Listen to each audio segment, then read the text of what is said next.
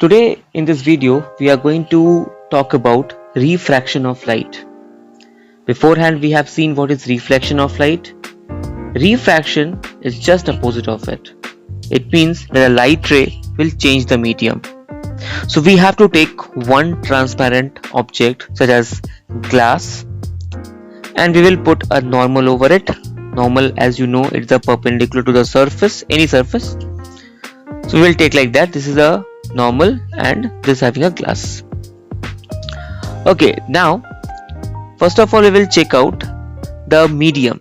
First of all, the light will be coming from the air, which is a rarer medium in compared to the glass. So glass will be here denser medium.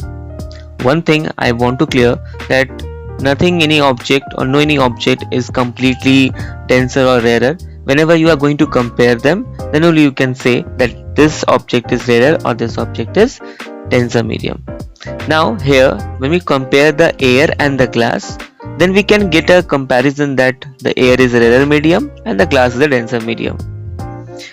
Rarer and denser are just bifurcated by the molecules, number of molecules.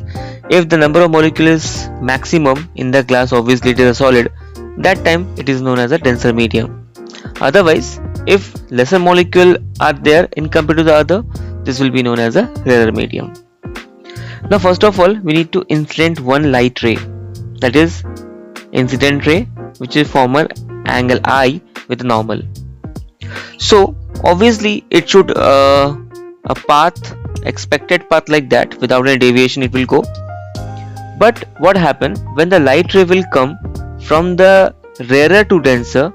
Since in the denser more molecules are there, the speed of light going to be decreased, and hence the displacement of the light will also get decreased by the angle.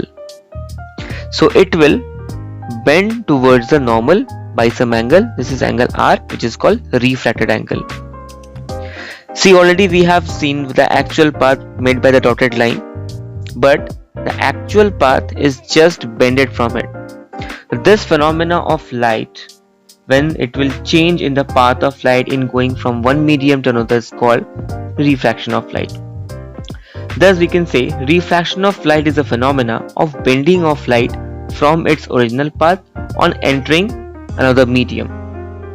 The refraction occurs right at the boundary of the two media. As you can see here, between the air and glass, the path is going to be changed. This bending of light or change the path of light is called the phenomena refraction of light. I hope it is very clear to all of you. Similarly, if we say that the light ray is crossing from the denser to rarer medium, suppose that from the glass it's going to the air side, so that time obviously the air will be rarer as compared to the glass.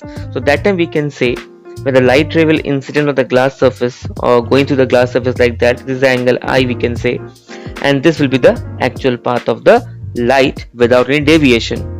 But obviously when the light will change the medium, it means the number of molecule also going to be changed, and that time the speed of light will also going to change. But here it's going to the rarer medium. Rarer means less molecule, and the speed of the light will going to increase. Hence the displacement of the light from its actual path also going to be increased. So the light ray in actual again deviate, again change the path and go away from the normal. So the angle will change. Okay, so in the last case, when the object or the light ray is coming from rarer to denser, that time we can say the incident angle was greater than the refracted angle. That we can say easily just because it's going to bend towards the normal. But here when the light is coming from denser to rarer, in that case the angle I will be lesser than angle R, just because it will go away from the normal, just because it's coming from denser to rarer medium, which is having a less molecule. That's why. So I hope this both condition and the both differences are clear to all of you. So after understanding the refraction of light with the help of a ray, now we get to know about laws of refraction of light, which are like this. Whenever light goes from one medium to another, the frequency of light does not change. However, the velocity of light and the wavelength of light changes. Second, the incident ray, refracted ray and normal to the interface of two media at the point of incident all lie in the same plane. I think this point, which is very similar to the reflection only. Now the third and the important one, the product of refractive index and the sine of the angle of incident. I hope you already seen the incident angle over there in the figure. So the product of refractive index, which is represented by the n, and the sine of the angle of incident. This sine is a trigonometric ratio, is a sine. This is I, incident angle I am talking about. So angle of incident at the point in a medium is a constant. It is only for the one medium that become constant. And I hope you all know what is the refractive index, that is represented by the n.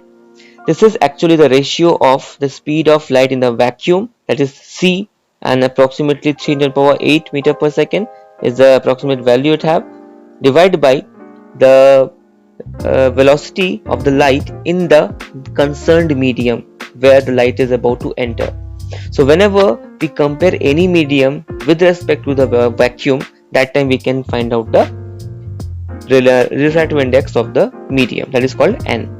And here for any given medium, the product of refractive index and the sine I, that means the sine of the incident angle, become constant here. So it means if we take two medias, okay, two media if we will take, so that time it will be n1, sorry, this is n1 and this is n2 for the second one, okay. N1 and n2 will be the respective refractive index of the mediums or the media, we can say. So for first medium, it will be n1 sine I1, okay, and that became constant. For the second medium, we can write n2 sine I2, okay. So like this we can represent also by that if suppose that I1 is equal to I and I2 is equal to the R, that means the incident angle and the refractive angle.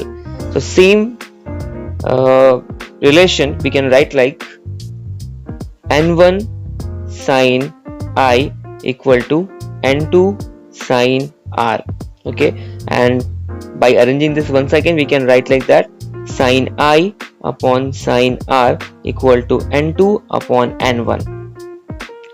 This can be also represented as 1 and 2, which is known as or noted as the refractive index of medium 2 with respect to 1. Why? Because this time the light is about to enter from medium 1 to medium 2, okay, from medium 1 to medium 2. So obviously we are going to find out the refractive index of the 2 with respect to 1, okay. That's why we will write like that. And this relation and this equation is also known as Snell's law. It's a very important law and several times it's asked in the examination, so it is very important over there. The third point is very much important, that sine I upon sine R, which is equal to n2 upon n1, or in short we can write 1 and 2. That means the light is coming from the medium 1 to medium 2. Also we can write the refractive index of medium 2 with respect to 1. So I hope I am clear to all of you. Once again, for the relative refractive index we will talk about it in the next video. Thank you.